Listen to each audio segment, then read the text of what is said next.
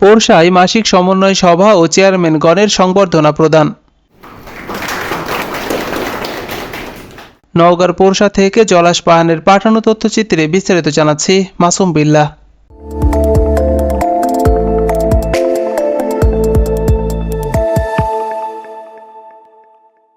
নওগাঁর পোরশায় পুনর্নির্বাচিত উপজেলা পরিষদ চেয়ারম্যান অধ্যক্ষ শাহ মঞ্জুর মোর্শেদ চৌধুরী হজ থেকে ফিরে এসে শপথ গ্রহণের পর আজ মাসিক সমন্বয় সভায় উপস্থিত হন।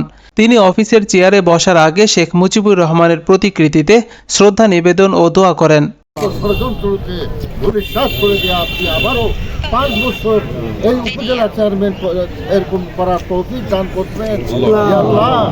দোয়া শেষে উপজেলা চেয়ারম্যান বলেন, আমরা চাই আমার সরকার, আপনার সরকার শিক্ষার্থীদের সকল দাবি মেনে নিয়েছেন।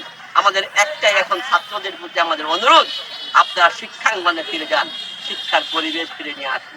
ইনশাআল্লাহ এদেশ শেখ হাসিনার নেতৃত্বে, আওয়ামী লীগ সরকারের নেতৃত্বে আমরা 2041 সালের উন্নত বাংলাদেশ পাবো। এটাই আমাদের প্রত্যাশা।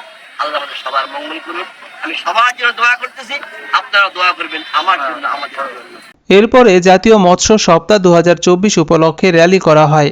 র্যালি শেষে উপজেলা মিলনায়তনে সভা শুরু হওয়ার পূর্বেই উপজেলা নির্বাহী কর্মকর্তা নির্বাচিত উপজেলা চেয়ারম্যান, উপজেলা ভাইস চেয়ারম্যান ও মহিলা ভাইস চেয়ারম্যানকে ফুলের তোড়া দিয়ে বরণ করে নেন।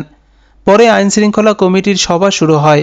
এতে উপজেলা নির্বাহী অফিসারের সভাপতিত্বে সফল মৎস্য উৎপাদনকারীদের মাঝে ক্রেস্ট তুলে দেন উপজেলা চেয়ারম্যান। এরপর উপজেলা চেয়ারম্যান উপজেলা মৎস্যদের পাশের পুকুরে মাছের পোনা অবমুক্ত করেন।